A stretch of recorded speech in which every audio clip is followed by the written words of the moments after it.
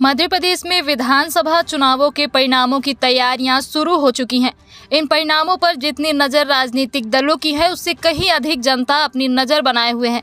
पिछले विधानसभा चुनाव की बात करें तो कई ऐसे जिले थे जहां बीजेपी और कांग्रेस के पक्ष में एक तरफा परिणाम सामने आए थे।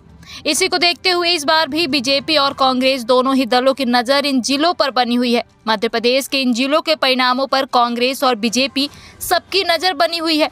इनमें टीकमगढ़, रीवा, सिंगरौली, शहडोल, उमरिया, हरदा, नर्मदापुरम, सीहोर और नीमच जिले की सभी सीटें भाजपा ने जीती थी, जबकि मुरैना, अशोकनगर, अनूपपुर, डिंडोरी, छिंदवाड़ा, अलीराजपुर और झाबुआ जिले की सभी सीटें कांग्रेस ने जीती थी। पिछले विधानसभा चुनाव परिणामों में बीजेपी को सत्ता से बाहर होना पड़ा था। इसमें छतरपुर जिले का परिणाम ऐसा रहा था कि यहां मंत्रियों तक को चुनाव हारना पड़ा था। यहां से छतरपुर, बड़ा मैलहरा, राजनगर, महाराजपुर पर कांग्रेस ने कब्जा किया था, तो वहीं बीजेपी को महज एक सीट चंदला से संतुष्ट होना पड़ा था। इसके अलावा बीजावर सीट पर समाजवादी पार्टी ने जीत दर्ज की थी।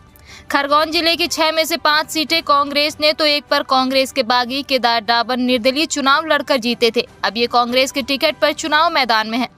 पिछले चुनाव में अगर कांग्रेस को जीत मिली थी और 15 साल का वनवास खत्म हुआ था, तो वो आदिवासी अंचल की वजह से ही हुआ था, क्योंकि यहाँ कांग्रेस को एक तरफ जीत मिली थी। राजनीतिक जानकार बताते हैं कि अगर आदिवासी सीट यहाँ से वहाँ होती तो कांग्रेस सत्ता में नहीं आ पाती।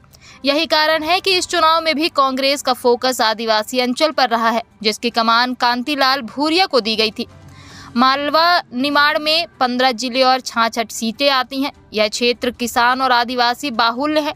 प्रदेश की 47 रिजर्व सीटों में से 22 एसटी सीटें इस क्षेत्र में आती हैं।